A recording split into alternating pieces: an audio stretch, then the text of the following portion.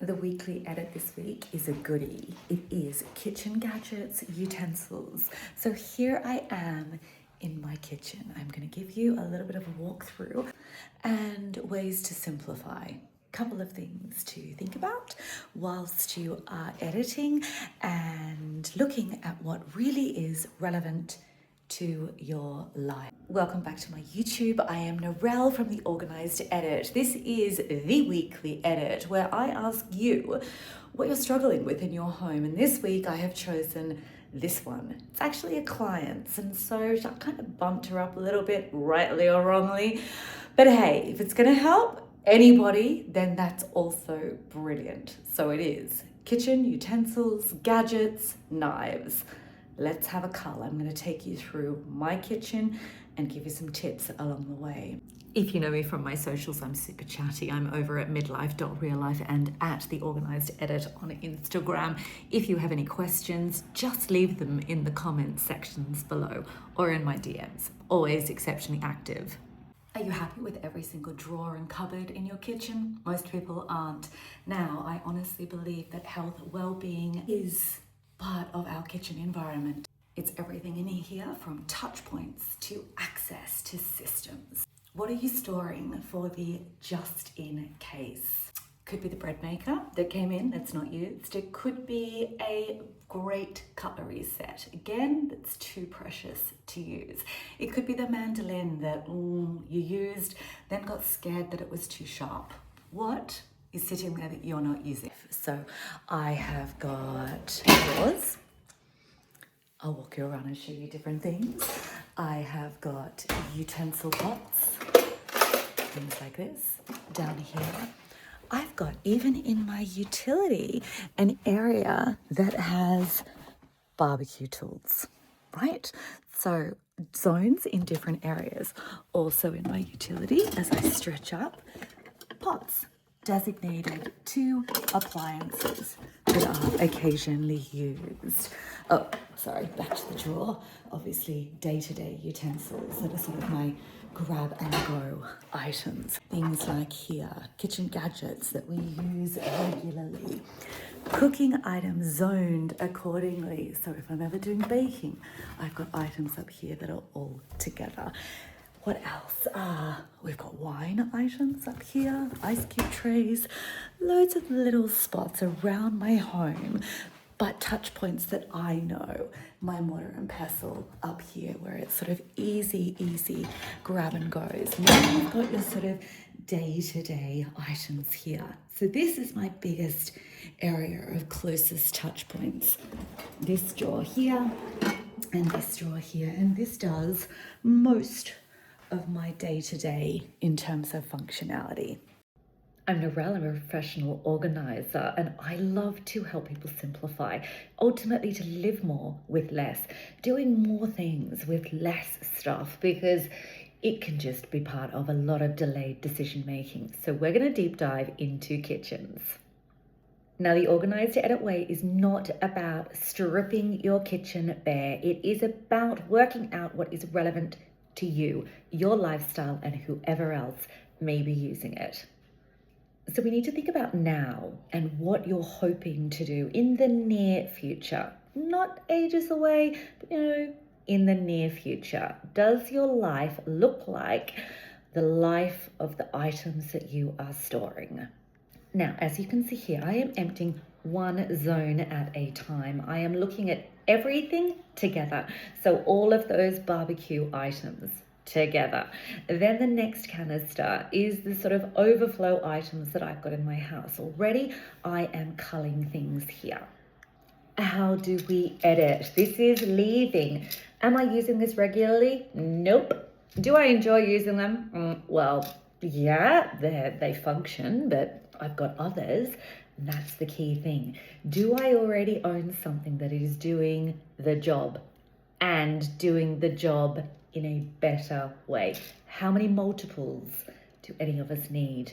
Once these are gone, would I notice them? Now, if you're not sure about that one, bundle them up, put them somewhere, write the date on when you close up the bag, close up the box, see how long it takes until you need to go ferreting around to find one of these items again.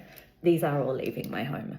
Okay, we want to create simple systems so that it's containers per category. That way you know what area you are looking for. I'm holding some beautiful knives. They are coming into my home, but I'll touch on those in a little bit of a later moment in this video. Culling, who uses what? My favorite, my husband's favorite, a new one a girlfriend gave me at Christmas. Now, I can't get rid of that despite me not wanting it in the house. If he got rid of that, I also wouldn't be unhappy. And this is an element that you need to negotiate sometimes in your home. And sometimes, yes, you do need multiples because, say, my husband's left-handed, I'm right-handed. There's a big point of difference. And then there is this wine supply. He needs to cull that. I'm not making that decision, and I've asked him to do it. Now my new Chemex is still sitting just there to be absorbed somewhere in the house. It's going to stay there until it's got a home. That's tomorrow's task. So the coffee filter, nice to have, needs to be used regularly. Now you can see there's obviously other kettle items. My mortar and pestle up there, just so you can get the bearings. My son's supplements, not happy about that. I'm about to show you a lot. You're going to see all the different touch points again in this video. Now, storage needs to be optimized and very definitive as to where you put things. An overcrowded kitchen, any space, affects so much more than what you just visually see. There's a massive impact on your focus and your mental clarity, your desire to cook, sometimes willingness to even clean up afterwards, not just by yourself, but others in your kitchen. Now, I want everyone to have a full enjoyment of your everyday life. I want your kitchen to support you. Cooking can be calmer and far more intentional. The space and all the storage needs to work for you rather than against you. We all know what it's like to have to shimmy things around. So small edits here can make remarkable differences to your well-being. Buy a step stool, because any items that are hard to access, you're not going to use. Now, kitchens are an area we accumulate, we get gifts. You've just seen that tagine gift. I love it, I only use it, but I don't probably use it enough. The trifle, I have not used it for 2 years. I've got a couple of girlfriends, we'd literally eat it by the spoonful. It's really not good. I mean, that's nourishment on a whole different level. I want to get you into your kitchens, reduce that friction, stop avoiding cooking, stop avoiding using the beautiful things that you've got. If you've got it, use it. Make that date. This weekend is the perfect opportunity to use particularly gadgets that you've not used before. See if they're still relevant, and if they're not, let them go. Disposal and exit from our house. One of the things that slows everybody down. We upgrade one item and we don't let go of the other one properly, thinking that what if this one doesn't work, and then you just forget about the other one. Get rid of it. Add in some emotional attachments, some costs, the fear of waste. Suddenly drawers can be full. Nothing feels easy, and I want you to feel ease and freedom in your kitchen. This came in for my birthday. Now, it was a while ago. Now they're 2 exquisite knives in boxes still. Now, I love cooking. I love creating content and videos. And one of my mates knew that this would just be perfect. I mean, look at these exquisite resin, sharp as sharp. I mean, they even come with band-aids, plasters. Now, at the moment, I don't want them with all of my other knives. They're kind of too precious, and I get them out on occasion. Now, they're in a location, probably seen them in one of my videos, just actually above my microwave, and they are items that are going to be kept in these boxes for a little while, like a bit of a shrine. Because actually I just want to celebrate them, and that's also okay, and that won't be relevant the whole time. But touching on knives, what is enough? Well, that quantity is entirely up to what your house does, who's using, who's cutting, size of people's hands, and personal preference. So for instance, we've got a scale of different knives here, and they all kind of do something slightly different. This is my preferred go-to everyday knife, and then I like this one as well. My husband likes this one, and I don't know how this one came back into my house, because I'm sure my son took it to uni, and I hate that knife. Anyway, I've got space for them. I've got dividers. And that's why they don't have an allocated space and they're going to live elsewhere. So quantity is entirely up to you. Disposal. I think knives are one of the hardest things to dispose of. Do not ever put a blade like that just into the bin. At all. Wrap this with card, mark on it sharp. If you can take it to a refuse center, even better, because they will have disposal items for it. You can put it in household waste, wrap it in an awful lot of card. Now, obviously, if the knife is still good, and most knives are, this one, I think I could go in the bin. Most knives are. Put them, sorry, that's disgusting. Put them on your local recycle page.